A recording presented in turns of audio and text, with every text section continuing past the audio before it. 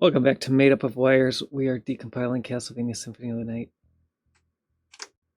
Again, as always, if you're not familiar with the Castlevania Symphony of the Night decompilation project, you can go to soten.z.dev and you can get progress on several of the overlays that we've been working on. I just submitted a PR to add the PSP versions of overlays as well, since there are, I believe, 4 of those now. One thing I'm interested in working on, because it affects other projects, is some of the PS1 SDK stuff. And so we might do that today.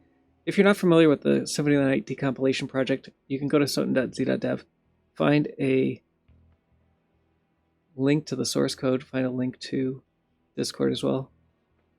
Good afternoon, Mr. Mitty. Good to have you back. I can't remember. Okay, so we did leave. We were looking at this create entities to the left and the right. We might come back to that. There was some discussion on Discord about that. So I had kind of misremembered what had happened. I had originally written those, it looks like, with based around the structs. And there's a layout entity structure, and that function uses that structure to pull different bits and pieces around. And at some point it was being, that function is duplicated basically in every overlay, stage overlay. And at least a few of the stages I know are special cased for those functions. And it looks like Zynamo might have gone in shortly after I added those functions and was using the duplicates, and found that array access into some of those structs matched better in more places. And so changed it to that array access. So that wasn't something that I did. Now looking at the PSP version, it's not clear to me which way it should go, struct or otherwise. I still think the PSP version might just be a different version of that function with a different condition at the end. So just that one section, if deft. What I want to look at today, though, to start, is some of the PS1 SDK functions and see if there's anything small in there that we can decompile. So Sozu D, who's a major contributor to the project as well, has a side project for just PS1 SDK decomp. My understanding about that whole process is limited, but from what I understand, basically Sony shipped these .lib files, and then projects could link against those .lib files, and basically it was exactly the assembly that was going to go in and be linked to, we call it main.exe, but it's the SLU 00067 or whatever that file is on the disk. So we have most of those in main. Main.c is a super simple function that basically is just going through loading. This is kind of interesting. This is how file paths work when loading from the CD-ROM.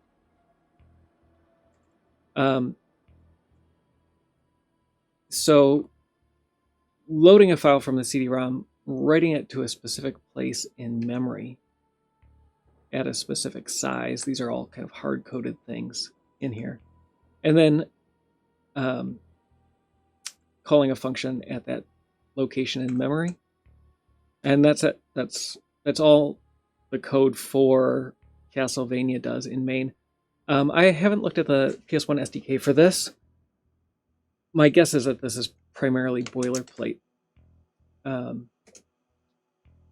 And a few special things for each game, but that's it.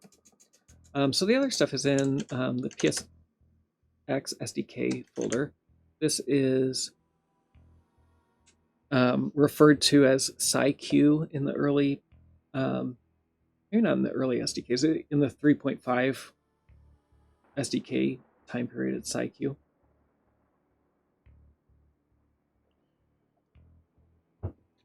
And there are some things, if you're a C programmer or been using Linux or Unix for any period of time, you'll see libc, and that's exactly what you might think it is.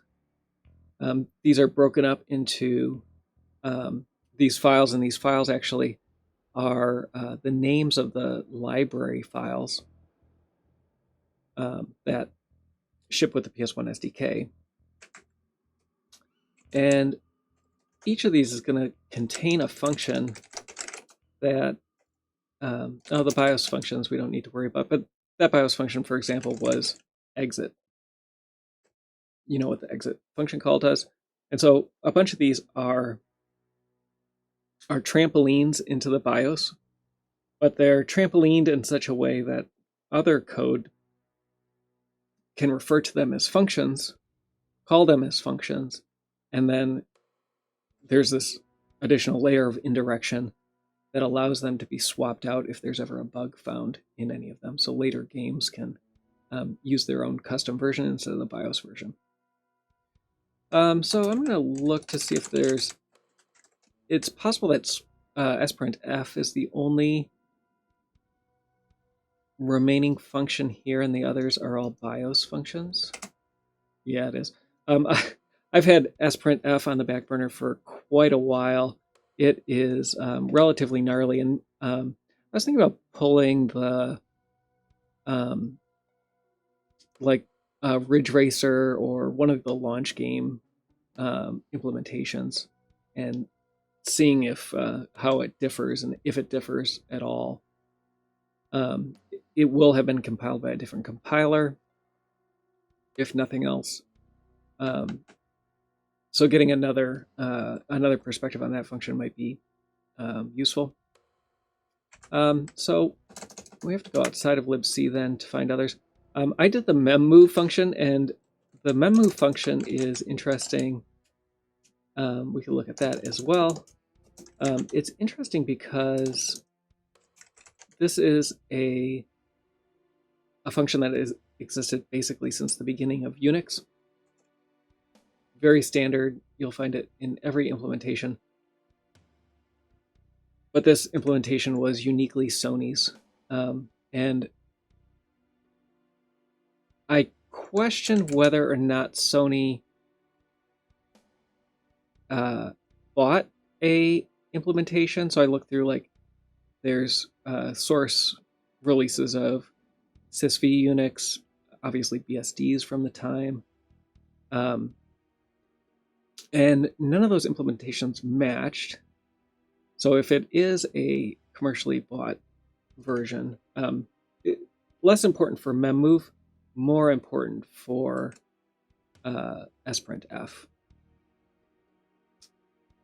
So let's find the smallest function in here. A bunch of these are going to be calling into GTE macros and anything that's in the GTE folder. A lot of those are just kind of thin wrappers around the GTE macros. But let's see what's here, and if we can find something interesting, then we can get back to some Castlevania stuff if we get a quick match here. So I'm going to be looking in main and PSX SDK.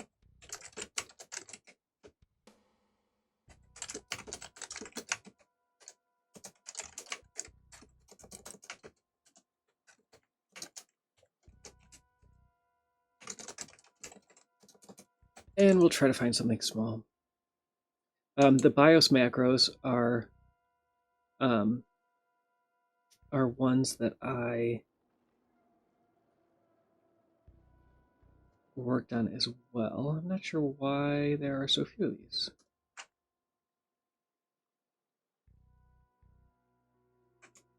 It's possible that they're not getting pulled in as .s files and they're getting pulled in as something else. I'll change my search to type F. It may just be because they're not split and there's multiple in the same. Let's look at that. That's a little different than what we normally see. Yeah, so like rotate matrix is in here, but only rotate matrix. Where are all these other functions?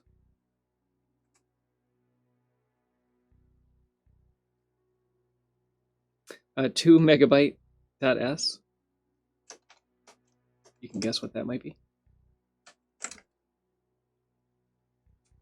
I think this is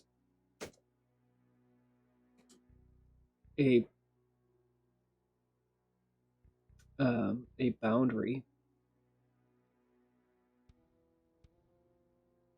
So this is somewhat interesting as well. Underscore underscore main and start are symbols that often get injected into programs, and the loader calls those instead of your own main. So we think, as C programmers, we think the starting point is main. It's actually not main. Usually there's something else that gets called first.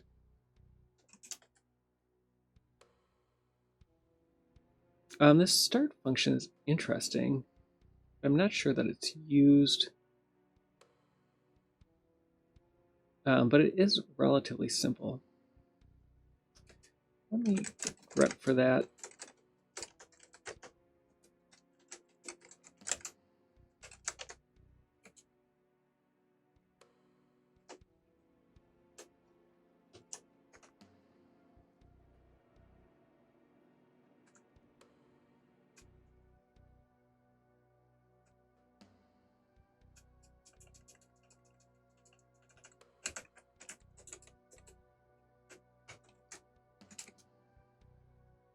No. Let's see where these others are.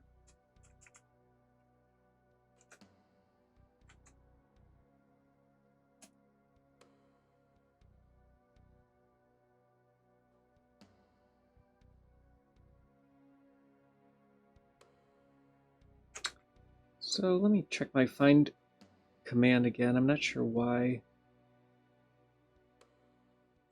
these aren't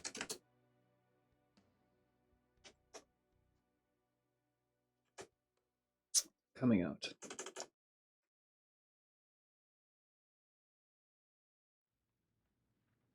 And for reasons I don't understand, my terminal is going very slow.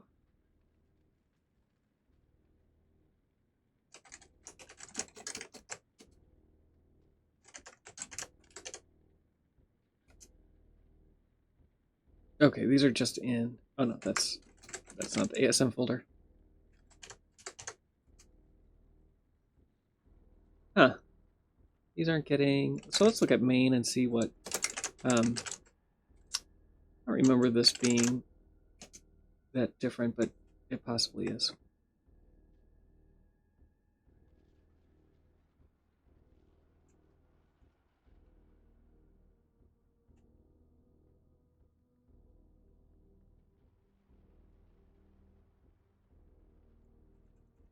Okay, so it does look like some of this is being pulled in just as ASM. libcd, a lot of that is interesting. CD commands and how they do CD control. A lot of it's very similar to Sega CD stuff that I've looked at in the past as well. Sega CD uses BIOS functions to do all that stuff.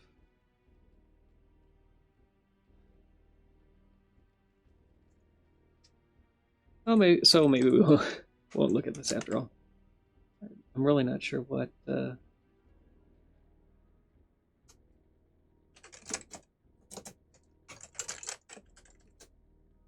Where some of these are coming from.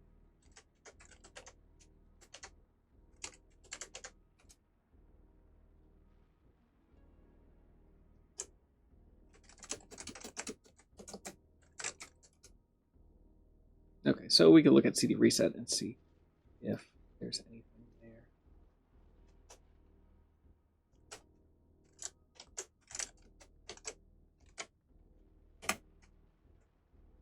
So what's interesting about a lot of these, this looks like a good, relatively simple function that seems like it shouldn't cause too much issue, but then we'll get into it and we'll see some of the challenge that these bring.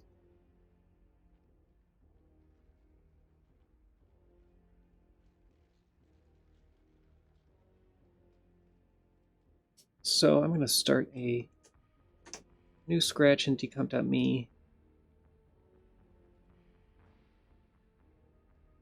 We have two other functions here, cdinit and cdinitVolume. And we'll need to get the function signatures for those, and those we can get from libref, which I think I have open. Yeah.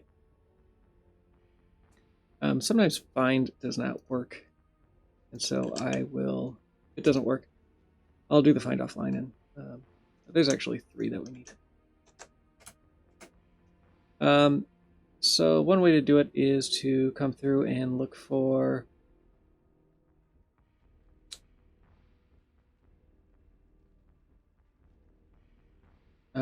so we either want CD streaming library or extended CD-ROM library. I'm going to go with the standard CD library.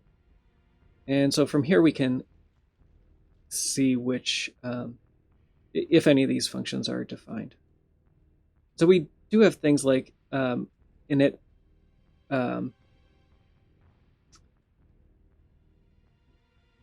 but it's a different version of cdinit. So let's go look at the next section, which is section 11, and we'll see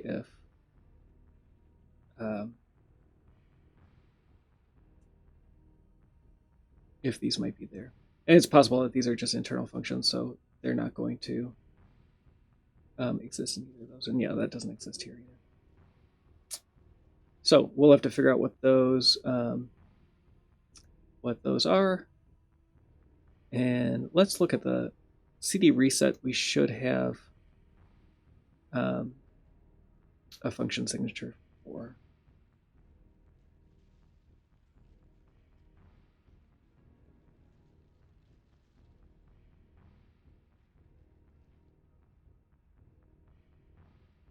We'll get there. All right, so here we go. So here's CdReset, and it returns an int and takes a mode int as well. A lot of work just to get the function signature. I was really hoping to get those other ones as well. And we'll start our scratch and see what happens. All right, so we have a few things that we don't know. It doesn't know what the return type for cdinitNR is. We can guess it's not being used, so it's maybe safe to assume that it is void. However, there's oftentimes where it's not actually void, so we'll have to figure that out as well. So here we have a our decomp got us about 60% of a match. And now we need to figure out where the difference is. So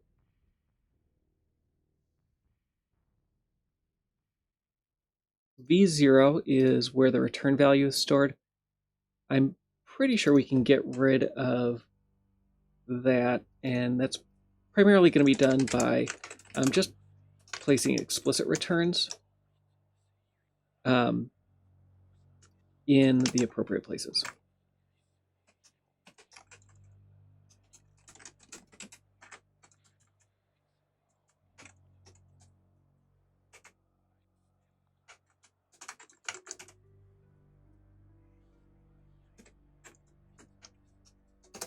And that got us quite a bit closer.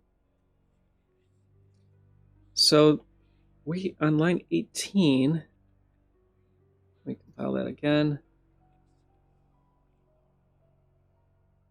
We're generating assigned less than immediate.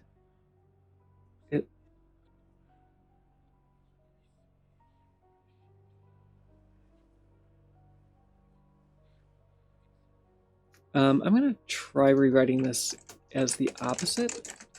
And basically, this is kind of the style of a lot of old C code.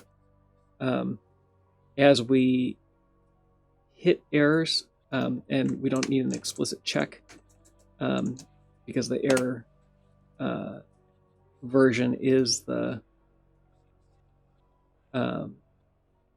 non-zero return code.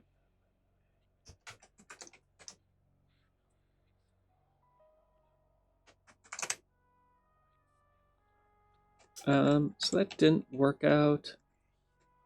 So let me do this instead. Let's try making this an else. What I find in general with a lot of this,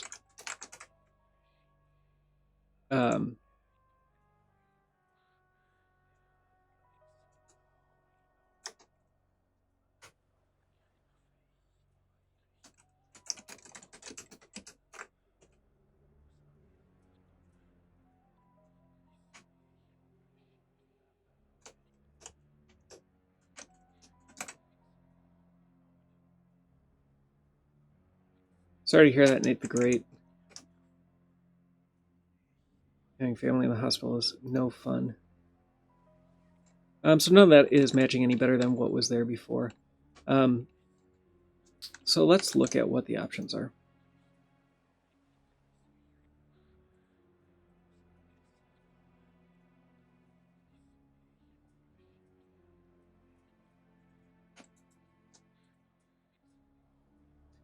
Definitely thoughts and prayers to your family. There's so much. I'm not in California, but close to California, and there's so much going on over there. It's crazy. It's really sad. Everything that's happening to all the people there.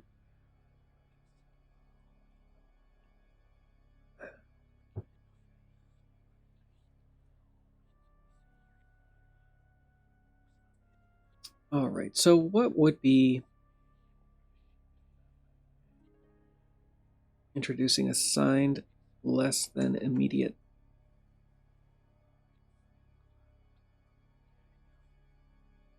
Maybe I'm reading that instruction wrong.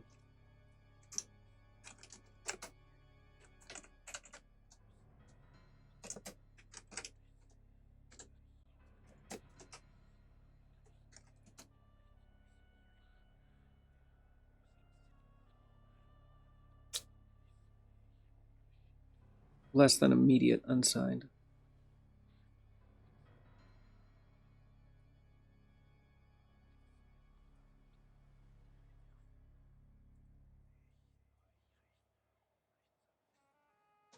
So let's try this. So if the mode's not 1, we're going to return 0.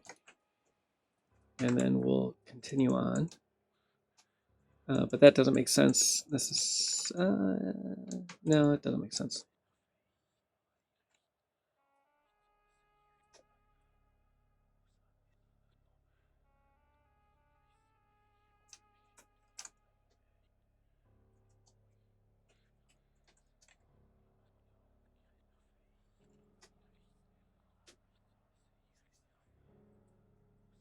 The less than immediate is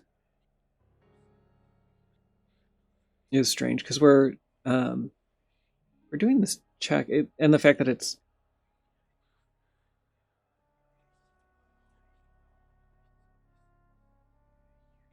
okay. So this seems like a trick, and the trick is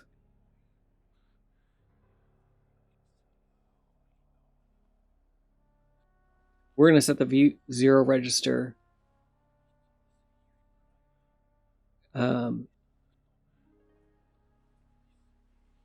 based on the opposite of this return value, but that's, I don't know, that seems seems odd to do. I am going to try to get this into an else block. We lose the move 0 though.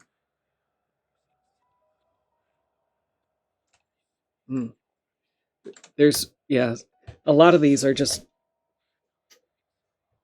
frustratingly simple functions that have one little thing wrong with them. Or unexpected, I should say.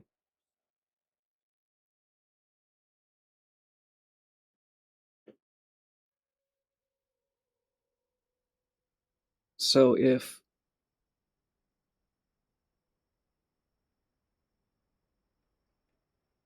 mode is equal to 1,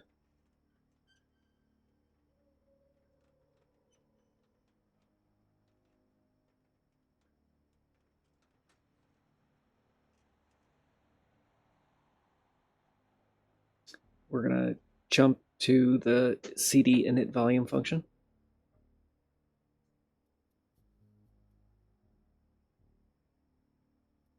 And then based on the return value of that function, we're going to set the return value of our function. So maybe we can trick the compiler into not using that. It was worth a shot.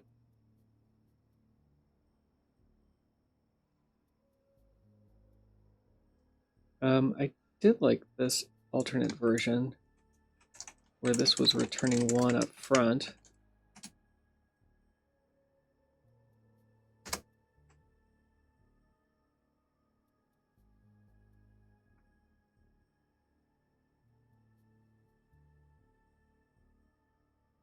But we lose this move 0. And where was that move 0 associated with? So they're setting 0 to the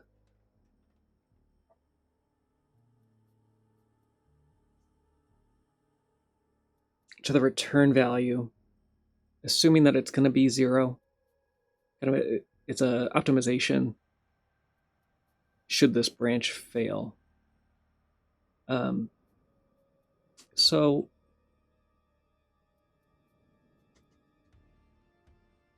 what other choices do we have?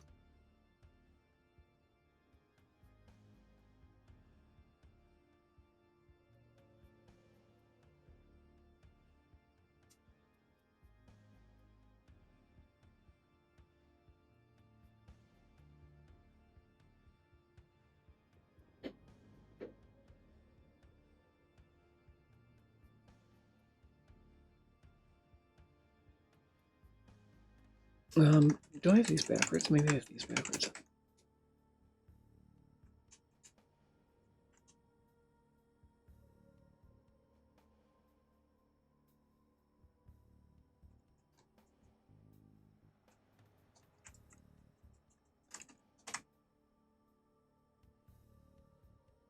Okay, getting closer.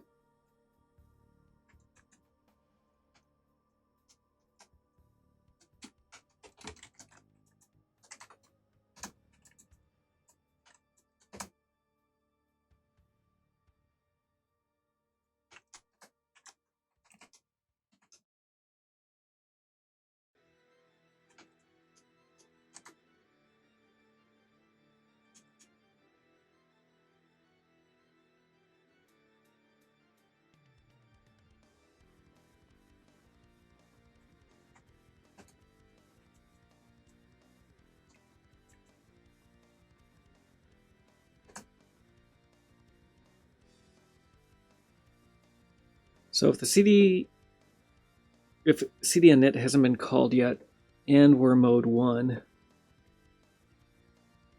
I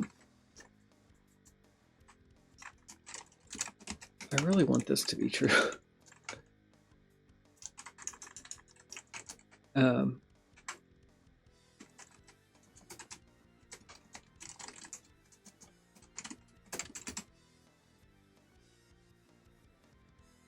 Yeah, but it is not.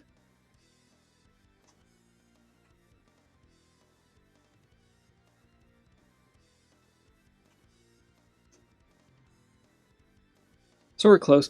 I think this is worth. So there's, I think, two things that can be done. What is happening here on line 14?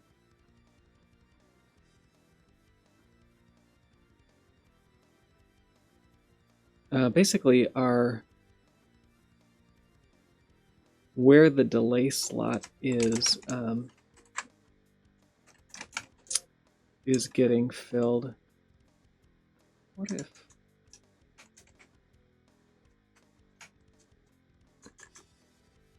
Davio Orcum.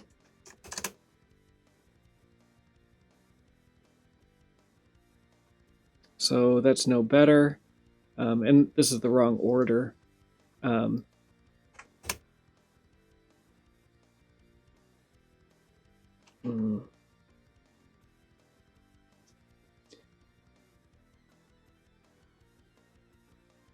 So on line 14 here, we're saying, oh, I missed the, oh, let's compile again.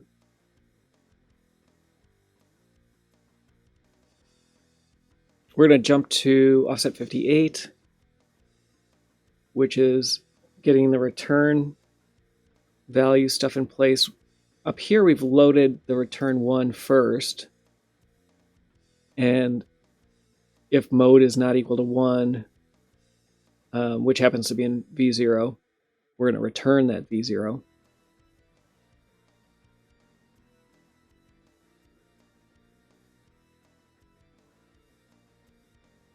So I'm going to go back to having this as independent clauses, independent control structures.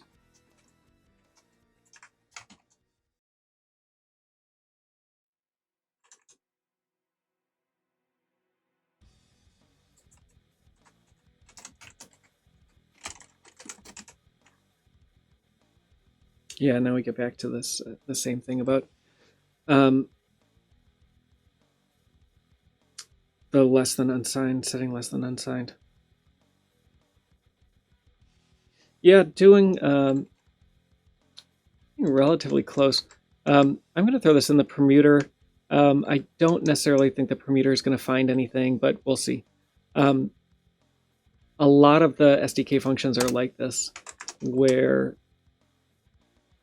you think it's going to be straightforward, but then it ends up not being. Actually, I'll do one more thing. We know that these are void as well, just to make sure that the V0 register isn't being protected in some way. So I'm going to take these and put it back here, and we'll get the permuter going on it. Oops. And it might be good to look at some of the earlier functions then. And then we can go back to, we'll do one more, either init R or init volume or just init, and see if there's anything we can find there.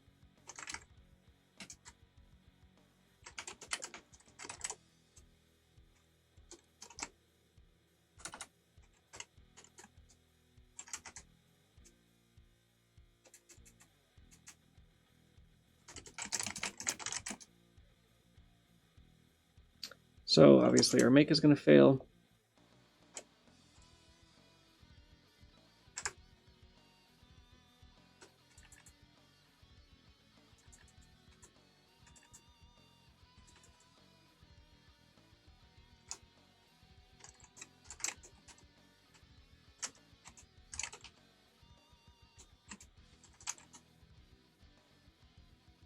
And let me find the original.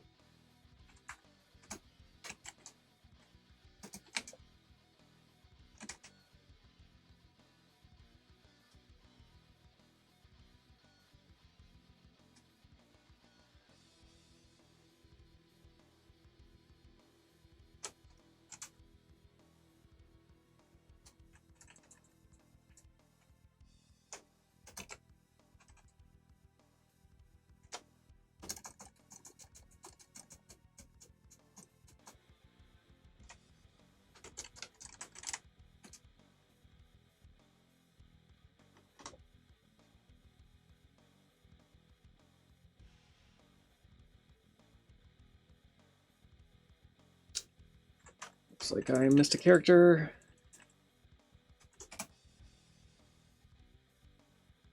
All right, so we have a base score of 60, and the permuter is going to go and see what can be found. So other functions that we were looking at was the CD init intr, whatever that is. Let's find that and see if any of those are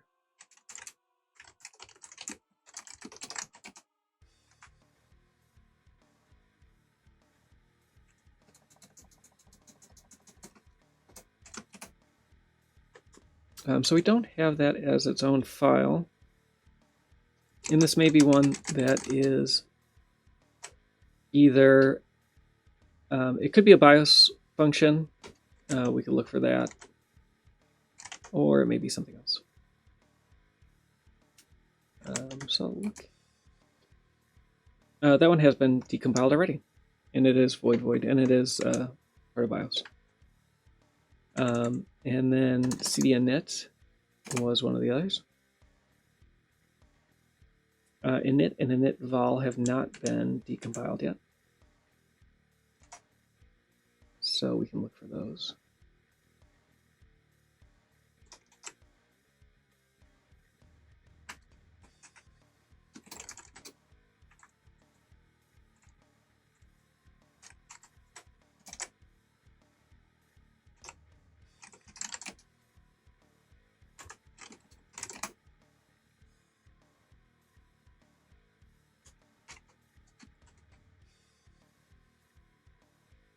I only get one of them.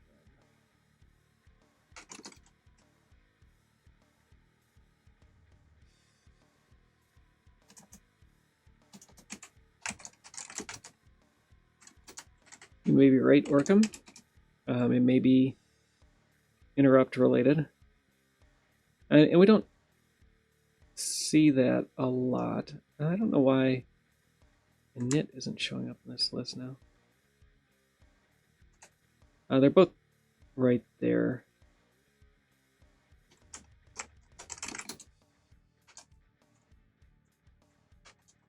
So I'm just gauging roughly by line count. Is one of these going to be easier than the other? And it looks like init vol is the easier of the two. So we'll try that one. Oh, sorry, I didn't have my terminal going. What you missed was just me goofing around looking for these assembly functions.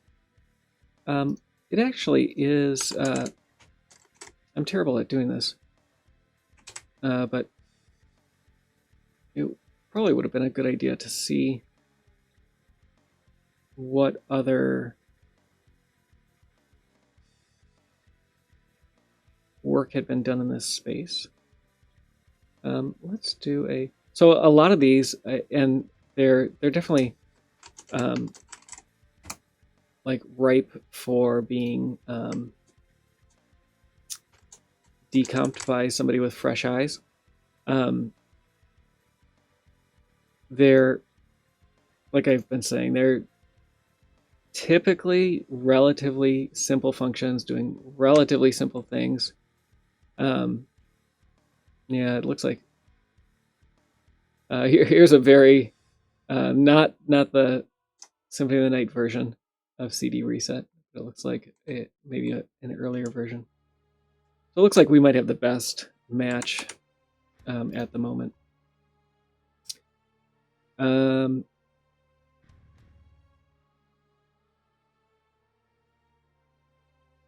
Let's try this.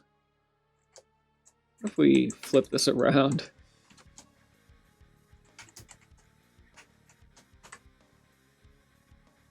Yeah, it's still the same thing. Okay. Go a little further.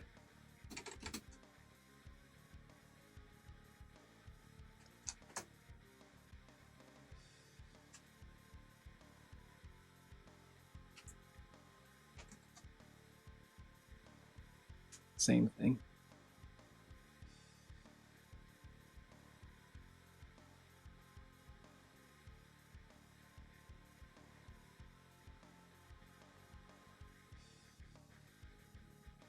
Okay.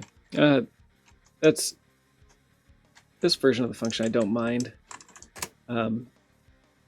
We won't find this on the PSP side because obviously it has to access the UMD drive differently than the PlayStation did.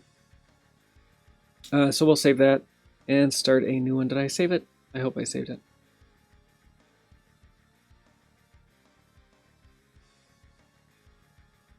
No, I saved it. All right.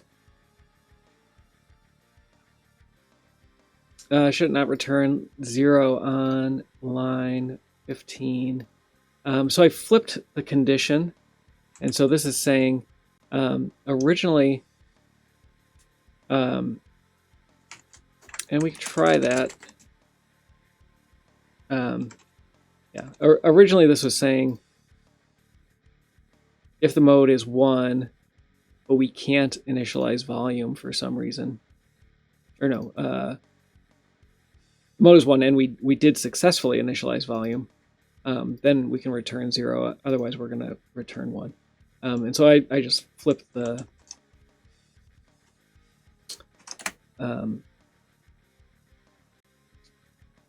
Boolean logic around to get the return 1 here.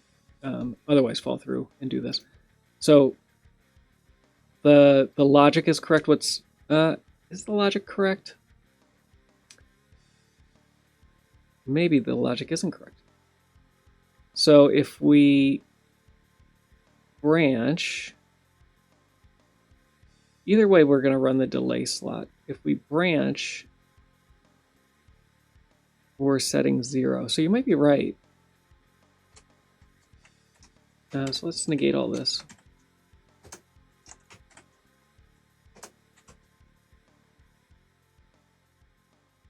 And yeah, so now same. I agree that, yeah, this probably is the way it should be. Let's get that back. And we can change this to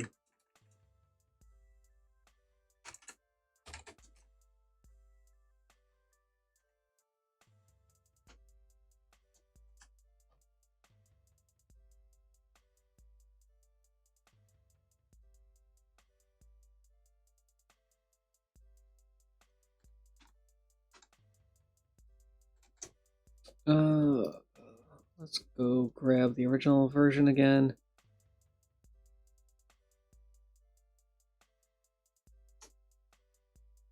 And this could be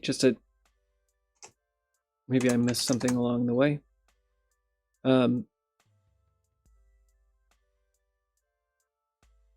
We have this var v0.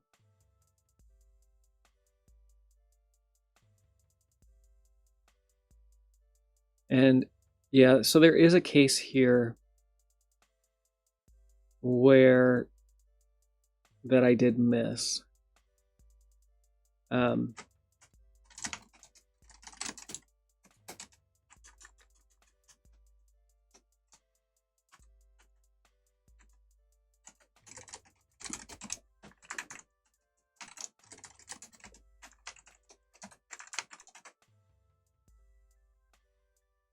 And so part of the simplification here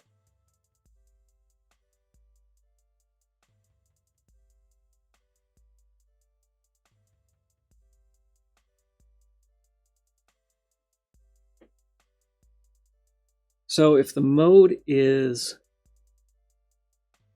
not 1, we're going to return 1. And if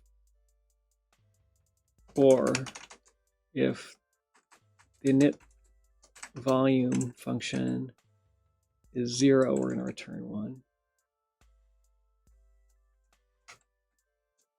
Otherwise, we're going to return 0. Is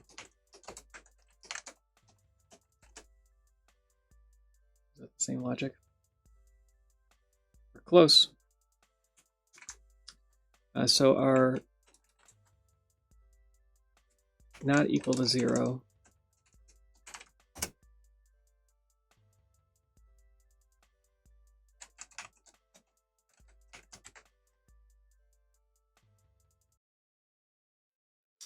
And so here, I'll try flipping these again.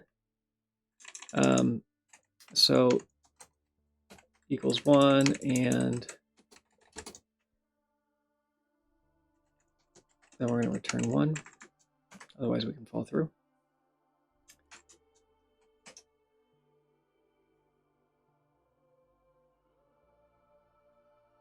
What ends up happening here is we still have that 0 in the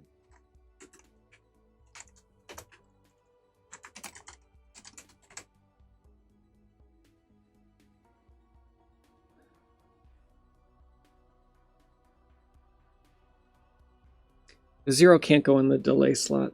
Otherwise, it's returning the wrong thing.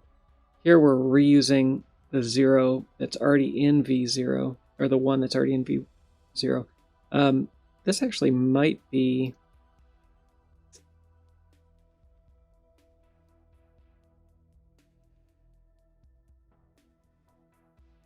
So because we're using Boolean logic, let's try this. This might. We're using Boolean logic, which will always result in a 1 or a 0. But if we force the evaluation on CdInit volume, then we're not doing that.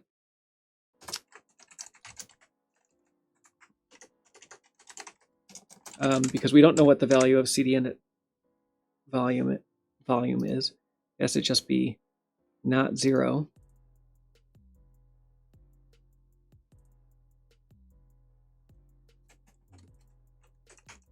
Oh. Fix my compiler error.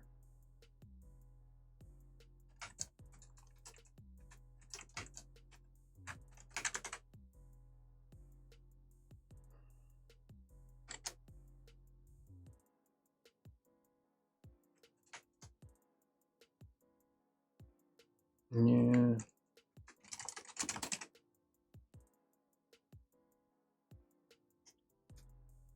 All good ideas. Let's see if Permuter is doing anything for us. No, Permuter is not doing anything yet.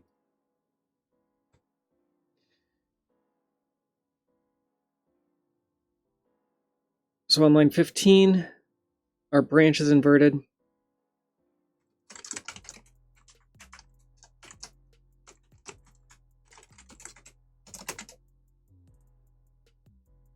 And if we do this, we get the funny optimization. So it's possible that this was compiled with a different compiler version. Unlikely. And I think as we get further back, it's more modern. Actually, we're using a relatively old compiler version for Symphony of the Night. Yeah, I think we're just going to get further and further away. So there's something funny going on with this.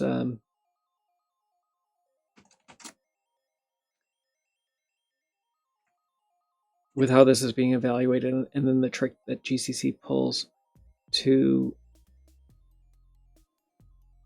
calculate instead of loading an immediate value for the return value.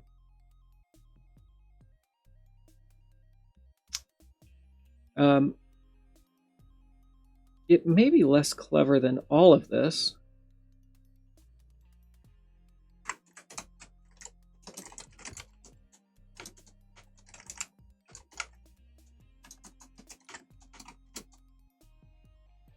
So if any of these are false,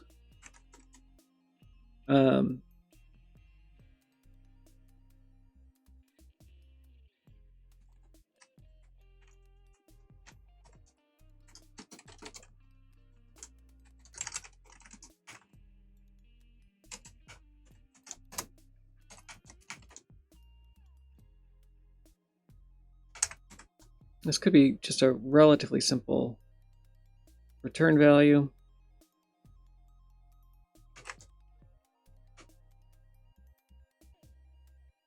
I would have to look at that a little closer. I was being a little cavalier with how I was doing that. So getting back to the 60.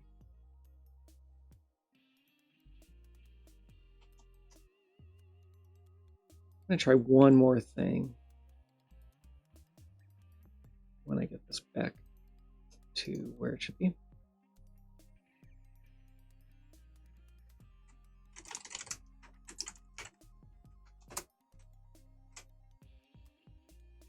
Okay, that's further.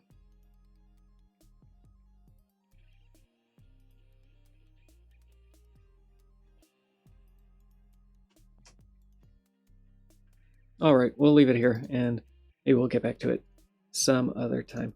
All right, so then we had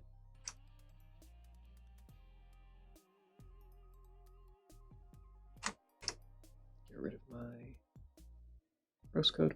Sorry, wrong screen. So now we're gonna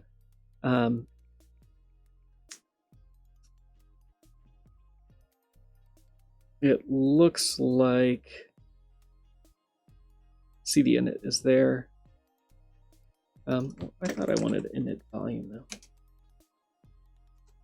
Yeah, I want init volume. I want to make it easy for myself.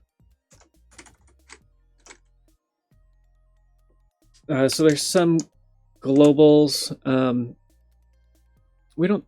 I think most of the time, at least myself, when I think of just normal C programming, it's fine to have globals, but usually the memory addresses are things that are either global in MyState or global in libc. And that may not be the case here. It could very well be that these are memory mapped hardware or other things like that. And so we have to take those considerations or make those considerations when looking at this. So we have a bunch of these that are offset significantly from this origin point. And what I think I'm going to do is just change these to array access to start, and then go from there.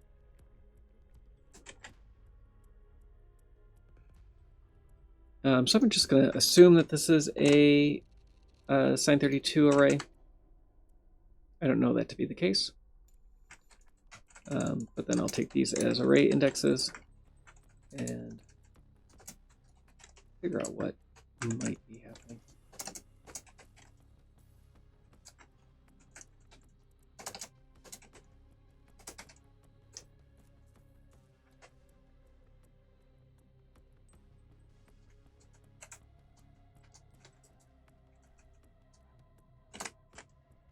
If you join us in Discord, there are quite a few people who are involved in the broader decomp world. I really only focus on Symphony of the Night right now. Mark Street is one of those people, and he sent me a link to a podcast that he did a couple months ago. I guess it was close to a year now. I'm going to link that in chat, and then hopefully when I get to YouTube, I'll link that there as well. And it's just about what decompilation is. Kind of him and Ethan are people who have written some of the deep tooling, including decomp.me, that we all use for decomp now. And so kind of how those things came to be.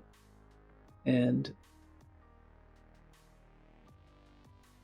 I thought it was pretty good. I've mentioned before that I'm hopefully giving a talk later this year, and basically they said things way more densely than I could hope to do.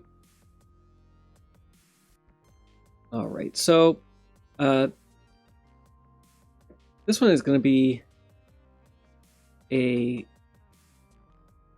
bit funny. So we do have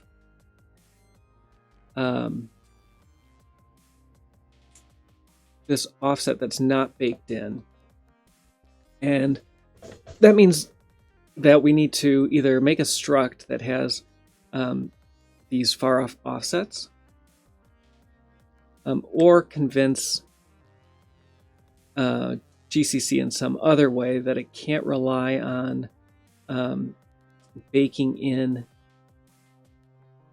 this top value and then doing something. And one way we could do that is by making this just a pointer, I think, and that should clear a lot of that up. Yeah, that fixes a lot of that. So the second thing is we need to see what the types are, and M2C, when it's calculating field offsets, calculates them as byte offsets rather than what the structure might actually be. So all of these are multiplied by 4, which is too long. There's half, so 16-bit access. And then there's even some byte access down here.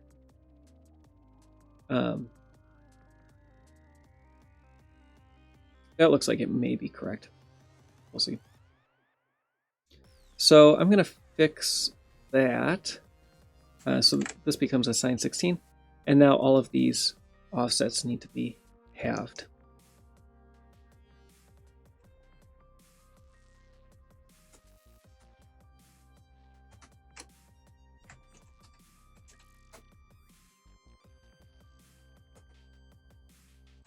And I might be able to get away with, once I get one of them, so this is actually an unsigned load. Once I get one of them, I may be able to figure out the others. So that was 8. So this is going to be the next one. So DD. This one is further out. No, closer in.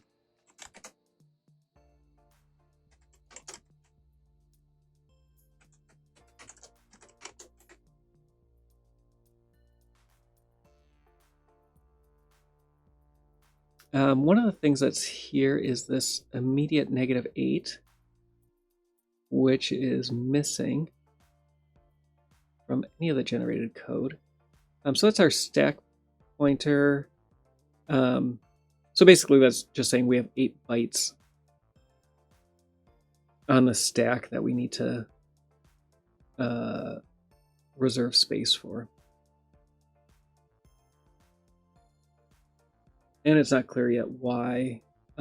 So no, there's no argument to this function.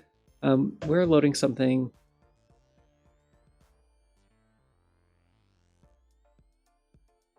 at stack offset 0, though. Storing something to stack offset 0. So that may be an array or a struct. And then maybe it's an assignment down here to these. Let me fix these others, and then we can look at that.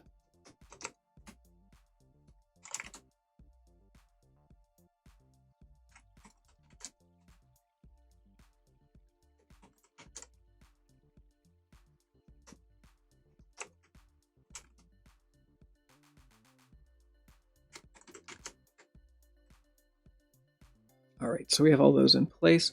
Let's look at this too before I get too far into this. Has anybody worked on this, and how close are they?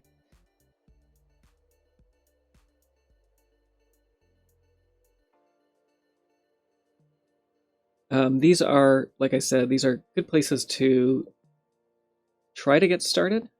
So this one, they got to the point where they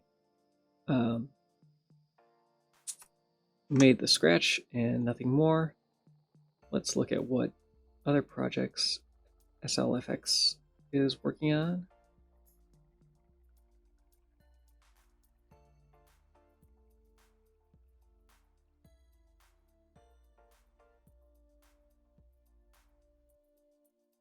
And then this other, we'll let that load. Curious Caterpillar. This one was from Symphony of the Night. They got up to 76. So this person did actually go and find quite a bit more info. So they discovered that this was a SPU union structure, and then was able to get the correct fields. And they're a little closer than we are. So let's, I'll delete mine and we could fork theirs and keep going.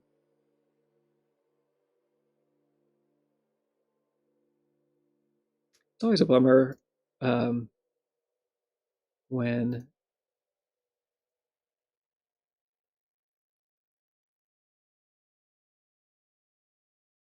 people leave things like this. I think giving people credit for the work that they've done is important. But in this case, what can we do? This person has left us. They're anonymous. And so how can we pay tribute? So what I think is happening here is we're either building a structure or an array.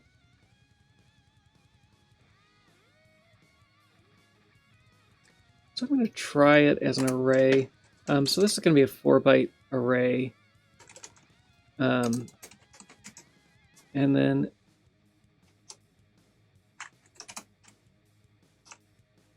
hack the planet. Thanks, Eldritch. Do my best. Then we're going to do an array assignment, which may come out as each of these individual things, but may not. We'll see. So offset 0 is going to be 80. Offset 1 is going to be 0. Offset 2 is going to be 80, and that is what that's going to look like. And we may get yelled at because, yeah, it doesn't want us to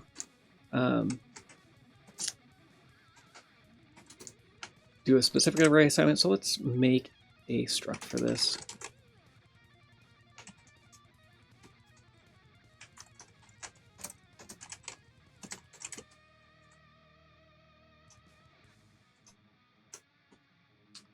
And we'll just call these ABCD. And our struct will be CdInit struct. And now we'll have one of those. And now we should be able to do that assignment down here. We will need to cast this as a CdInit struct.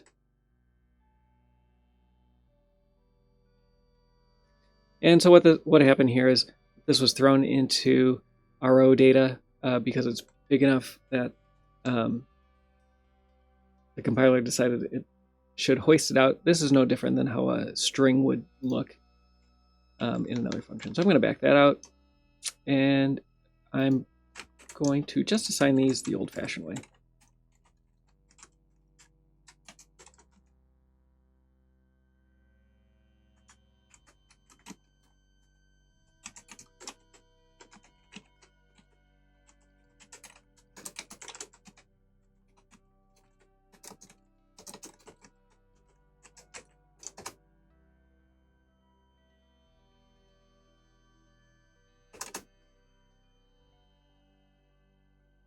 And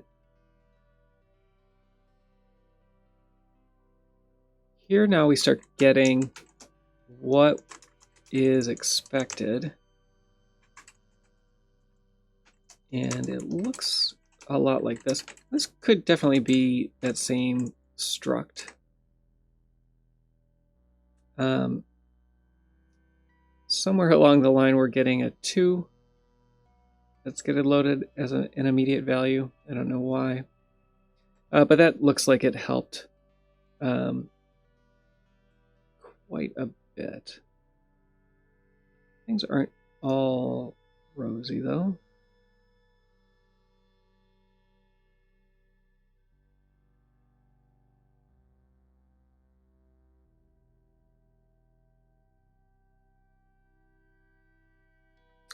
I'll go back to look at the decomp. This seems a little... Oh, I see what's happening. The channels here are getting set. The main channel versus the CD channel. I'm not as familiar with PlayStation audio as something like the Sega CD. I'm assuming that the whatever sound chip basically is mixed with CD audio coming. Any like generated audio, for example.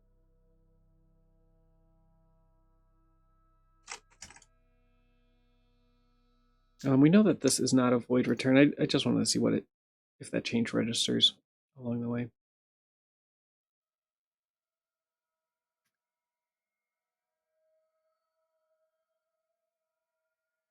So then down here, we're loading this offset into V0 and storing back to offset V1. So I think that these are, I don't think that there's an explicit 2.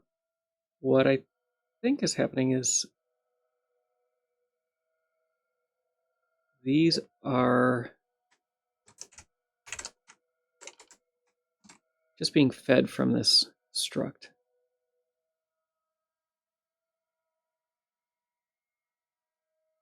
And yeah, that's looking likely. It's possible that this is a mem copy.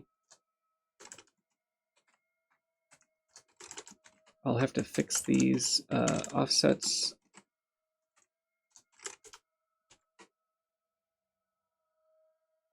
But that's looking really close now.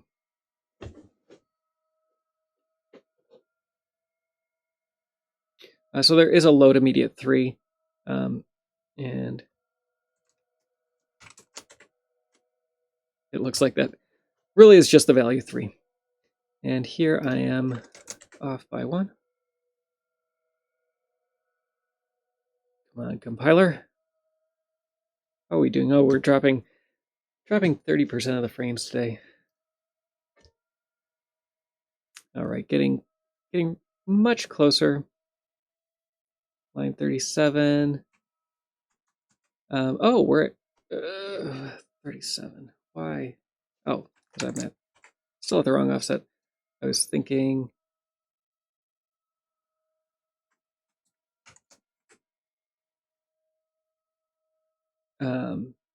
I think that might be something different.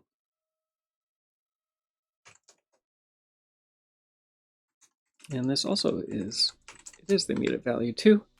I was wrong there as well. Hey, we have a match. So definitely thanks to Curious Caterpillar. If you're Curious Caterpillar and you know what's going on, you come join us in chat. See what's going on. We were able to complete the function that you left us. I'm working on the latest news for the internet connection. It's a comedy of errors. We got charged for the house call where they couldn't fix our connection, and it was our fault somehow. So we got charged for it. And then it's been over a week since we've heard any status updates about the fiber, even though it was supposed to be installed 3 days after I called to get it installed. And I'm not sure if it's the conduit from our box to our house or if it's conduit somewhere else. But the ticket notes say that they found a break in the conduit, which may be, possibly, somewhere 100 feet into the conduit, there's a break. Maybe that's what's causing our crappy coax? Maybe?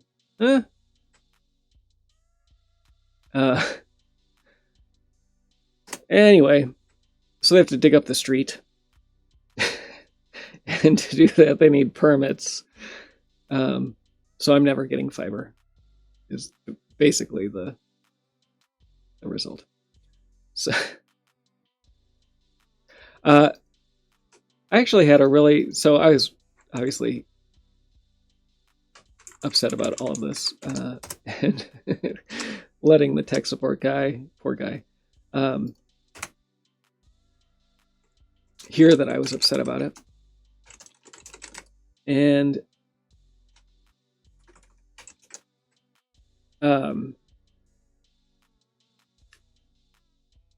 he was actually one of the best customer support people I've ever talked to. He was technically competent.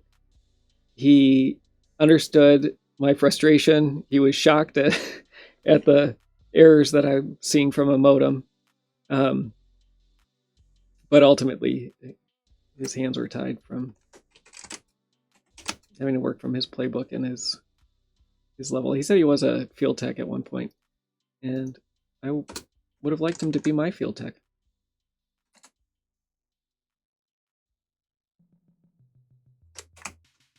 Okay, so we have a what I'm going to try to do, I have that memmove function as well, but because these are SDK functions, we should be able to take these back and contribute them to Sozu's SDK project as well. And I have that set up. I'm going to have to get rid of something. I do have that other change in here that I'm going to get rid of.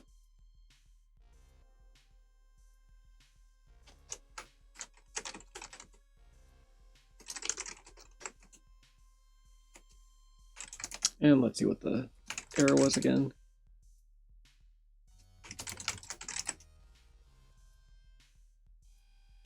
Dereferencing a pointer to an incomplete type. So the SPU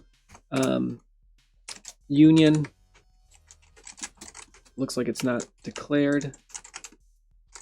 We may not have imported it yet. We'll see. It is. It's in SPU internal. I think that's reasonable to include if we're using it.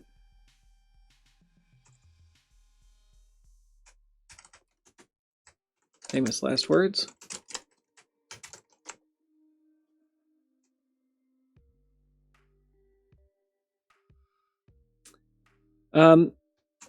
We do have 5G, and Verizon is reasonable.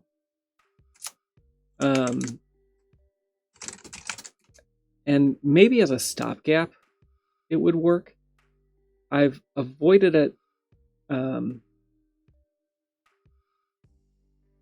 Why can't I? I've avoided it because my son and I, a couple of my sons and I, game, and I've heard that the latency's higher.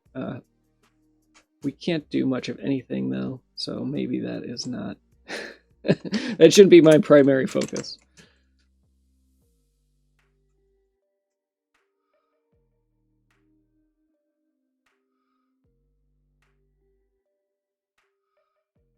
One thing that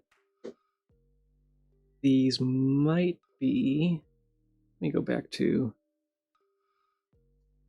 is it, so we're loading and storing bytes, but our offsets are offsets by 2. This looks to me like we're setting channel, and then we're setting a value, setting the channel, setting a value. Let's look at libref and see what cdinit does. If it gives us any hints as to what these data types might be. Too far.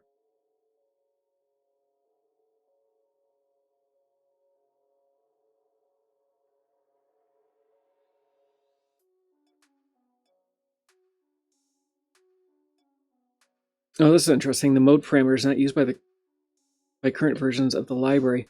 I should check my library documentation and see if I have the right version for what we're building against.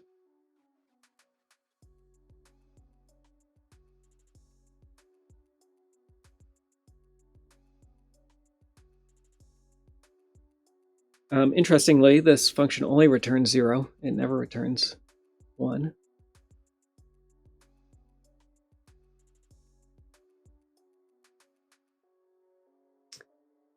So where can we learn what these offsets are? I'm going to take this magic hex and see if anybody has a list. Nope. So we can go up to the top. In each of the sections, they have a nice table of, or a listing, I should say, of different structures that are used, which may or may not tell us something. Did I miss it? Did I miss it? No. So it does not look like attenuation. It is not a file.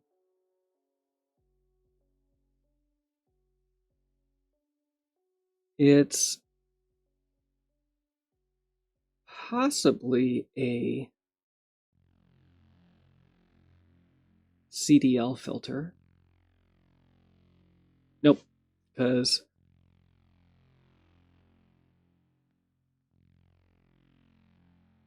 there's stuff in pad. It's not a CD location. And that gets us to, SD header. It's not SD header. That gets us to the end. I'm going to go back up and look at the extended CD library and see if there's other structures up there. And it's possible that this is, and may be related to SPU, since this is using SPU structs. So that might be a better place to look. So let's look at that. Is it going to be the extended or the basic sound library? Let's try basic.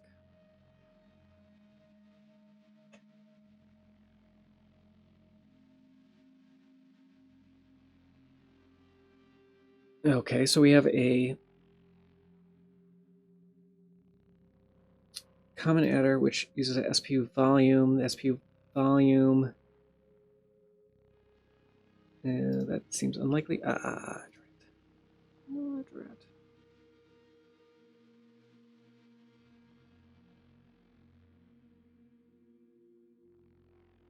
Where's my table?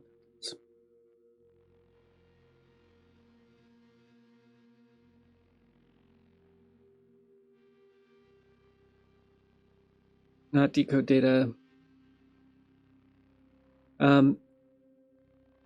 So what I think I should be seeing is a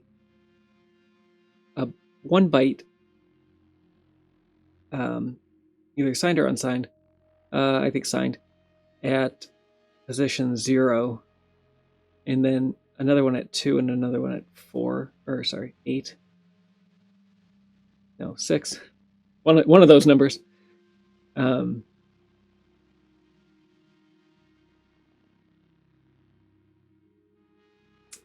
We can look at CPU volume, but the scale is wrong. This is interesting. It could be a voice. Yeah, these are from archive.org.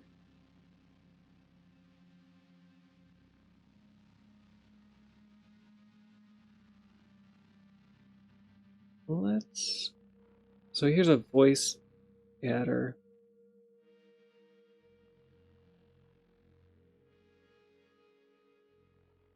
Oh, I didn't notice this the first time when looking at this. So we're writing to memory address 68, and then we're writing to memory address 68 again. So it does seem like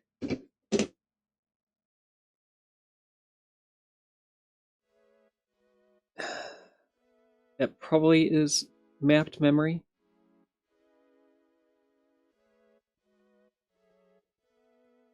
And so maybe we don't have a structure that's defined here.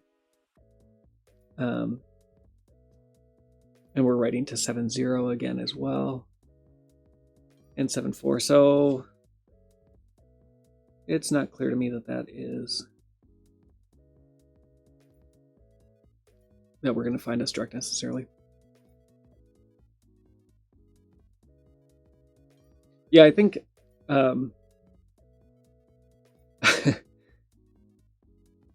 they may or may not have over-engineered sound on the PlayStation 1. I don't know. Sound is not my area of expertise at all.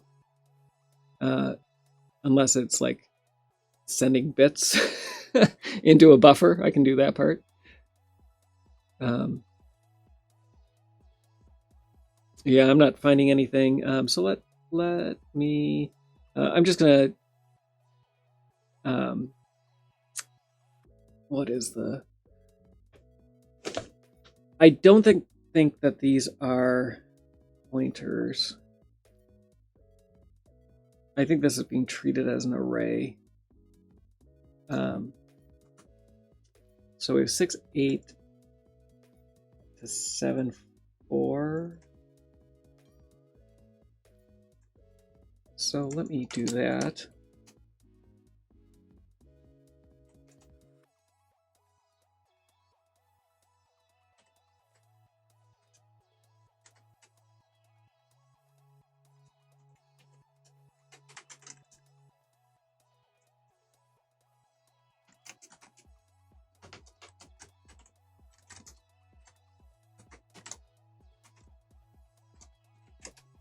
We'll try this actually in decomp.me first for the immediate gratification.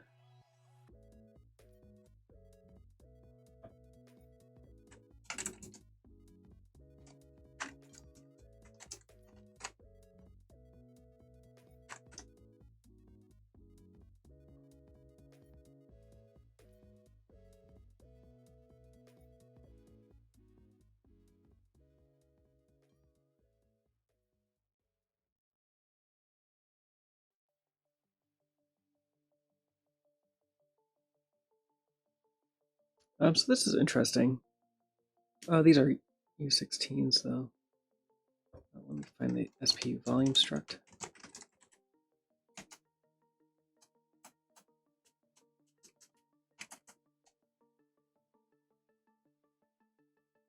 Yeah, and these are, yeah, they're shorts. I need bytes.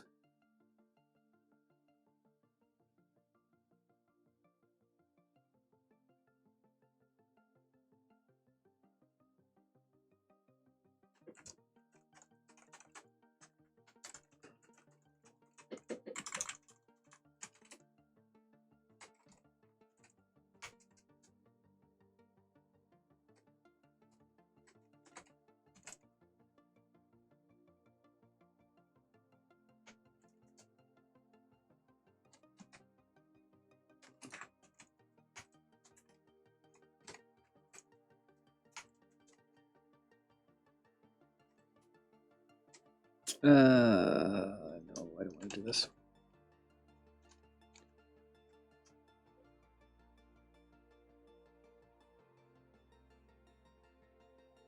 Do I?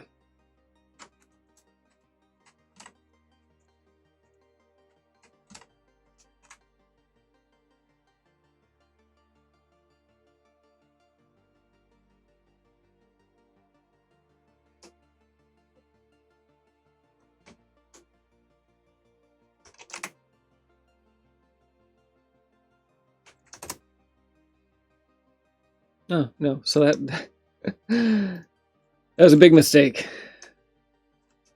Big mistake. So we're matching like that. We'll keep it like that.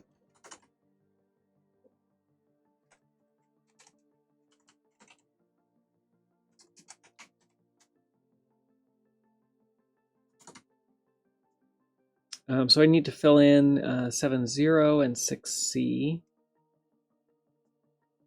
which are missing.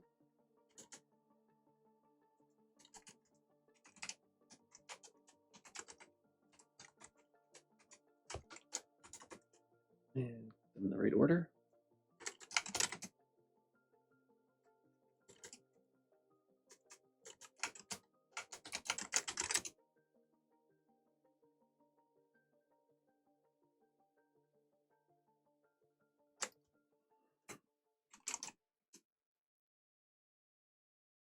I'm not sure where interrupt callback comes in.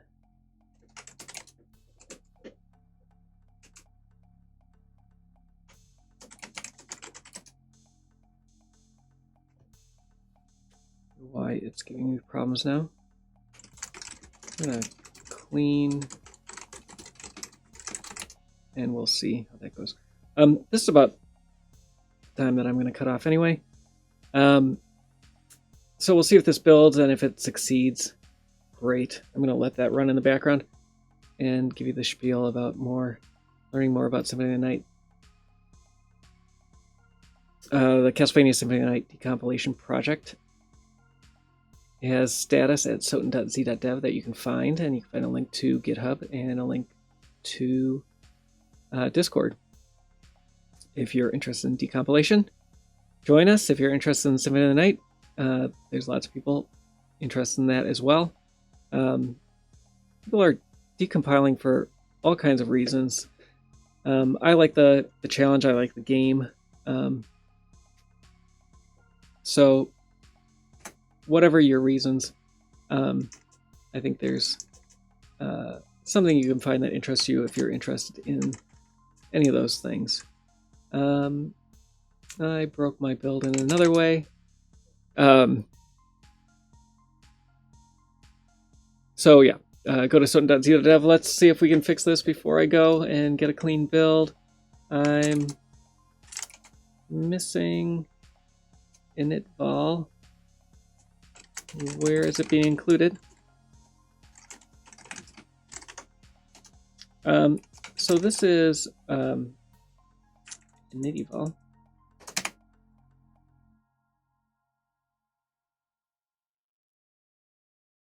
Oh,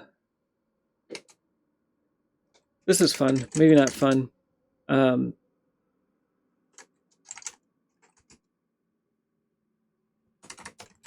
maybe I'm overthinking it.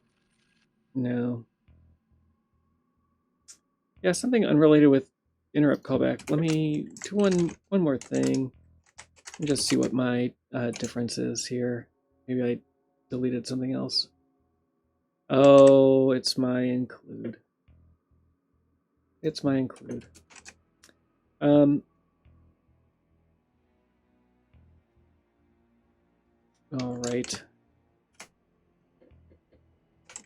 Just when I thought I got out, they pulled me back in.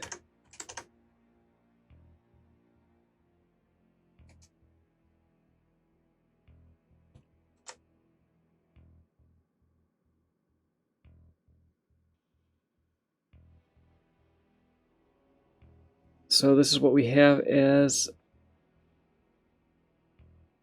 a signature in SPU callback. That looks very wrong compared to this.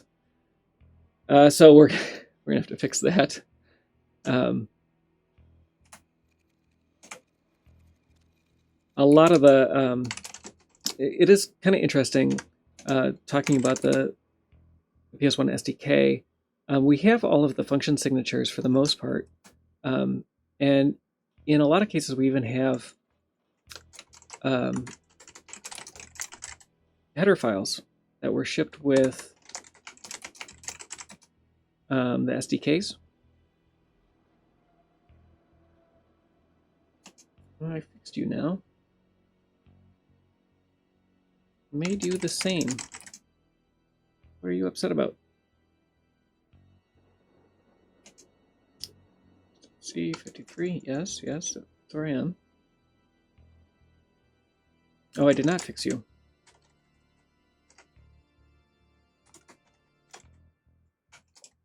Hmm.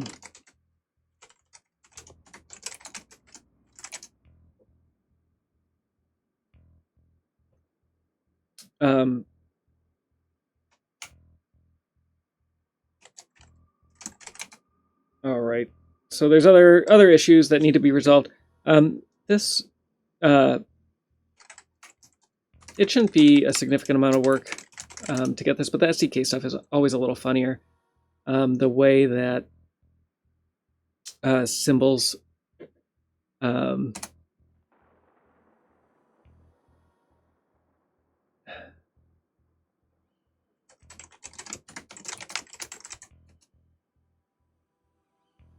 is that it? Is that it? I think it might have just been a missing extern. There we go. We got it. Great. All right. So we added to the knowledge base of the PS1 SDK, and now we have something there that we can push to another project as well. Anyway, getting back to leaving. This was made up of wires. Have a great day. Thanks, Mr. Mitty. Thanks, Promofetus, for showing up. Let me go through chat.